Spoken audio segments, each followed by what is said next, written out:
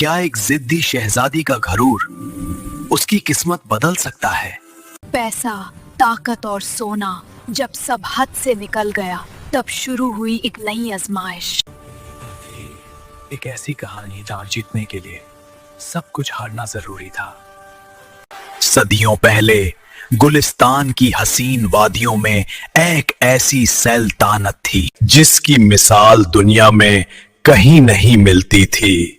इस सल्तनत में एक ऐसी शहजादी रहती थी जिसका नाम था शहजादी जमाल। शहजादी बहुत खूबसूरत और ज़हीन थी, लेकिन उसमें एक चीज पाई जाती थी, वो बहुत ज्यादा नखरीली थी। इस दुनिया में मुझसे ज्यादा हसीन कोई नहीं, ये ताज सिर्फ मुझ पर ही सजता है। वो छोटी छोटी बातों पर नाराज हो जाती और अपनी मर्जी के बगैर कुछ भी पसंद ना करती। तुम्हारी हिम्मत कैसे हुई? ये लिबास मेरी पसंद का नहीं है, निकल जाओ यहाँ से।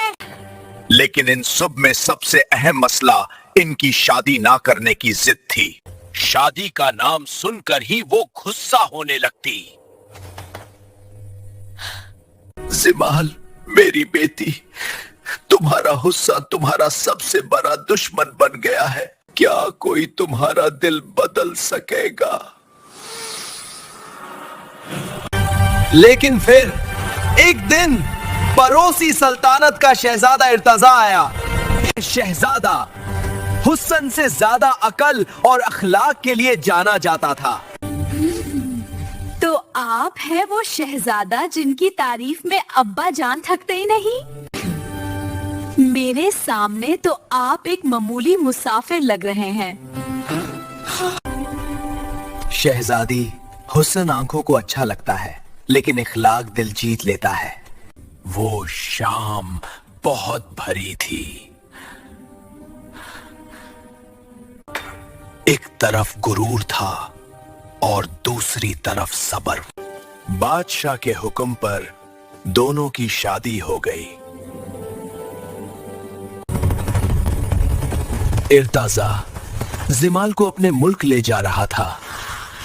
रास्ते में एक काला जादुई जंगल आ गया। शहजादी ने तेजी से अपने घोड़े की लगाम खींची, आंखों में गुस्सा और लहजे में नखरा लिए बोली, इर्तजा, मुझे प्यास लगी है और मुझे सिर्फ चांदी के प्याले में पानी पीना है। जमाल, ये जंगल खतरनाक है। यहाँ चांदी के प्याले नहीं, सिर्फ अपनी जान बचाने की फिक्र करो। बस बहुत हुआ, मैं अब एक कदम भी आगे नहीं जाऊंगी। मुझे अभी इसी वक्त पीने के लिए पानी चाहिए।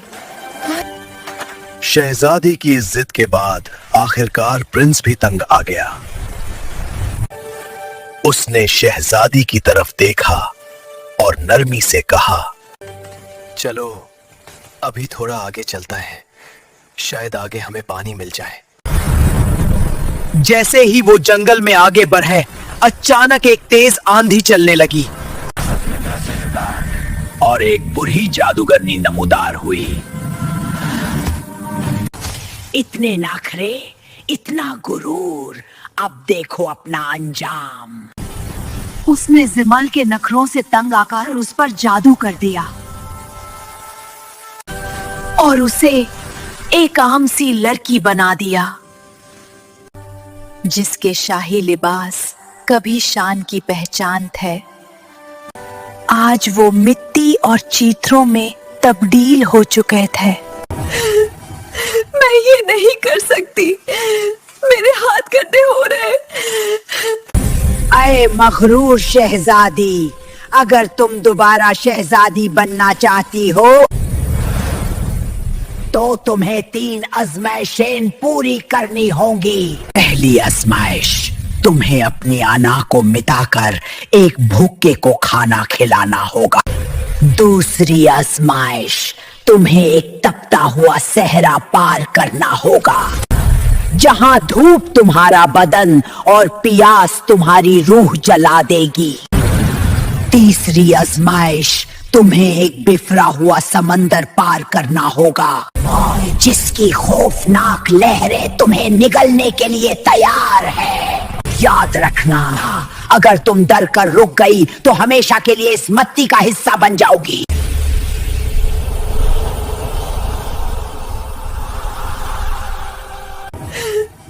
मैं ये नहीं कर सकती, मेरे हाथ गंदे हो रहे। जिमाल, हिम्मत करो, मैं तुम्हारे साथ हूं। पहली आजमाइश ये है कि तुम्हें इस भूखे बूढ़े को अपने हाथों से खाना बनाकर खिलाना होगा।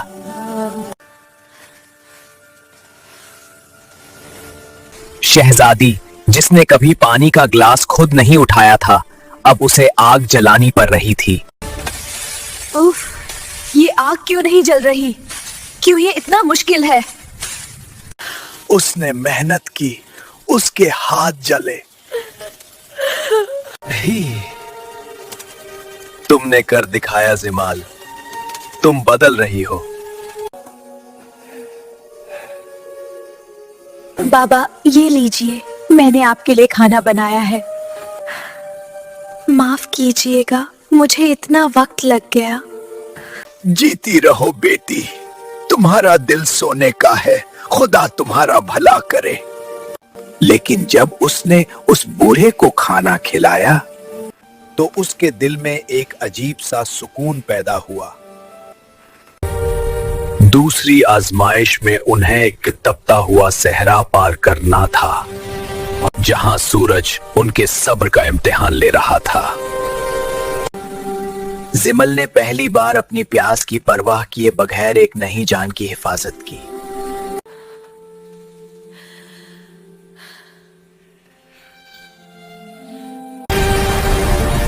और फिर तीसरी आजमाइश शुरू हुई। उन्हें एक बिफरा हुआ समंदर पार करना था।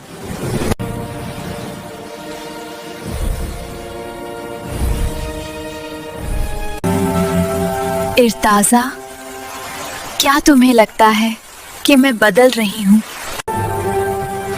अब मुझे उन हीरो और रेशमी लिबासों की ख्वाहिश नहीं रही।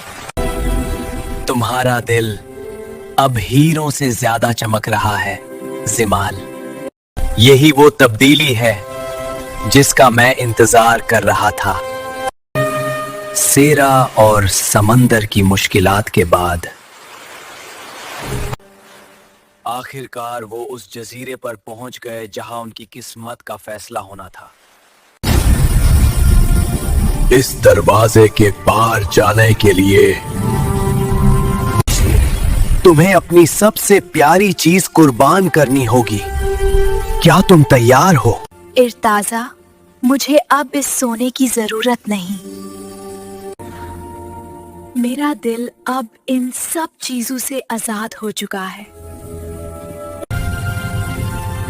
जिमाल की इस कुर्बानी ने साबित कर दिया कि वो बदल चुकी है।